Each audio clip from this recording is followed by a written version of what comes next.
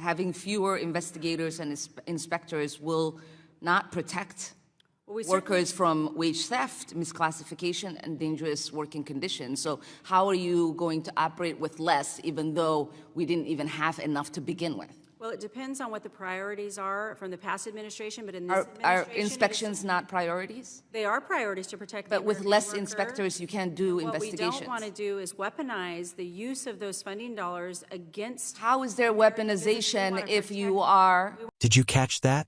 That's what happens when political theater runs face first into actual governance. Ilhan Omar came in swinging with scary numbers, interruptions, and gotcha questions, trying to trap Secretary Lori Chavez-DeRemer like it was audition night on cable news. But instead of panic, she got calm, facts, and competence. And that clearly wasn't in the script. The math wasn't mathing, the narrative was collapsing, and the word weaponization hit like a brick. If you want to see how a Republican official dismantles fear-mongering without raising her voice, hit like, subscribe, and stay right here. Let's watch the full clip before I give you the full breakdown.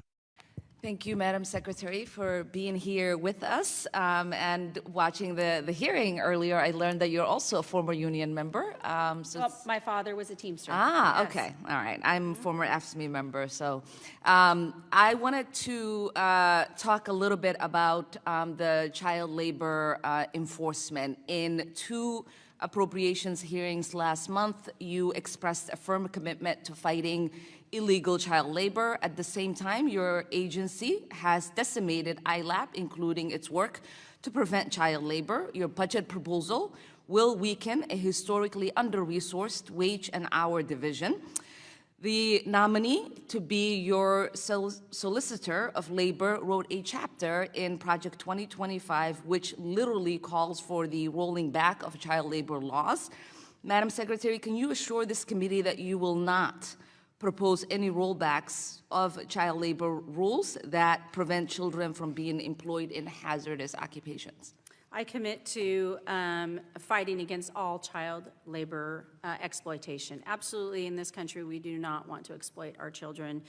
Consistent with putting the American worker first, the budget does streamline ILAB, that is one of the agency departments that protect the American worker and protect against child labor violations. And the budget provides for about $70 million to ILAB, including $38 million in grant funding, while restoring ILAB's emphasis on putting the American worker first. So that's a long way of you saying yes? I will work absolutely to combat all child labor. Wonderful. Many workers across the country will feel the impacts of your staffing and funding cuts to WHD and OSHA.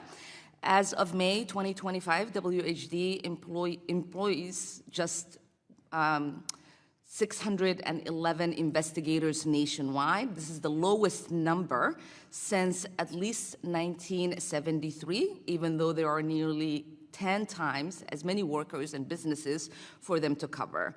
Your budget proposal cutting the office by $25 million, with staffing projected to fall. Your budget would also cut OSHA inspectors by over 12%, even though currently it will take 185 years to inspect every workplace just once. Madam Secretary, what is the plan to keep workers safe when you're slashing enforcement?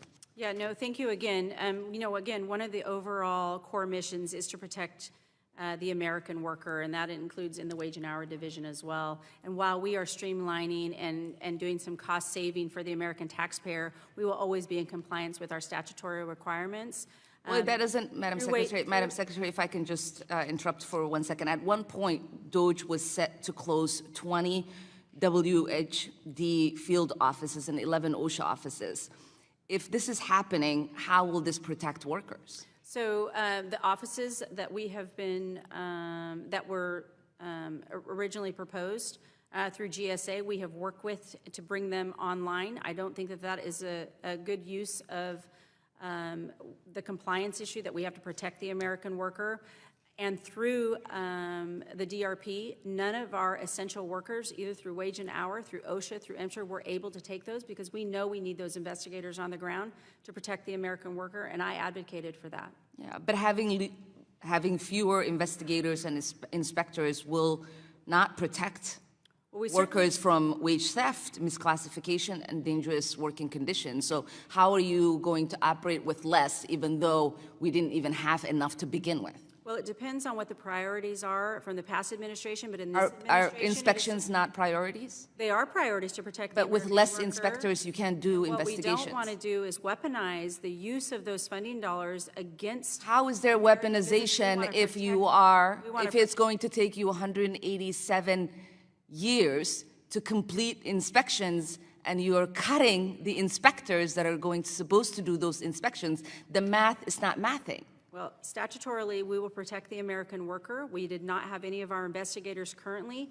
We're not able to take the DRP in order so that they can be assigned to the job that they are required to do. So are you saying that you're going to hire more investigators to do inspections? What I'm saying is we did not allow our statutorily mandated offices that we need essential workers like our investigators through Wage and Hour, through MSHA, and through OSHA to take the DRP because they are essential to protecting the American worker in these industries. We can still cost save and do the job that we need to do. So American workers can expect that you will expedite investigations to make sure that we are assuring their safety. American workers can expect that the Department of Labor will protect the American worker, as that is a core mission of the Department of Labor. Now that you've seen the whole exchange, let's say it plainly. Secretary Chavez DeRemer ran circles around this entire line of questioning, and she did it without theatrics, without insults, and without falling into the Democrat trap. Ilhan Omar wasn't there to get answers. She was there to manufacture a headline. From the forced union small talk to the Project 2025 scare tactics, this was a setup from the jump. And it failed. The child labor angle was especially telling. Omar tried to tie the secretary to some imaginary rollback fantasy, and when Chavez DeRemer clearly and unequivocally said she opposes child labor exploitation, Omar immediately dismissed it with that smug, so that's a long way of saying yes. That wasn't oversight, that was arrogance. The secretary was explaining how budgets actually work, how agencies function, and how efficiency matters.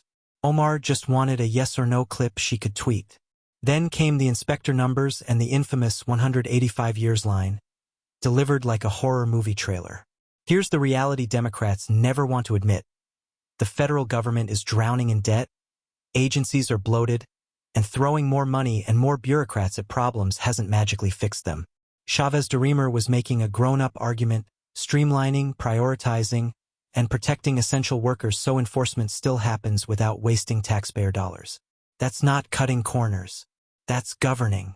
And then we got to the moment that really broke the script. Weaponization. When the secretary said she doesn't want funding weaponized, you could almost hear the gears grinding. Because that's exactly what Democrats rely on.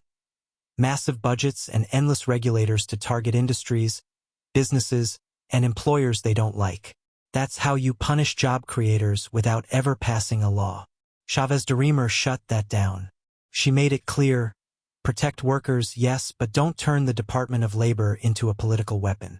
Omar tried to paint a dystopia of unsafe workplaces and exploited children, but it was pure fear-mongering. Chavez DeRemer offered something far more dangerous to Democrats: calm competence and fiscal responsibility. She proved you can protect workers, respect taxpayers, and not worship big government at the same time. Omar wanted a villain. What she got was a leader who understands that smarter government beats bigger government every single time.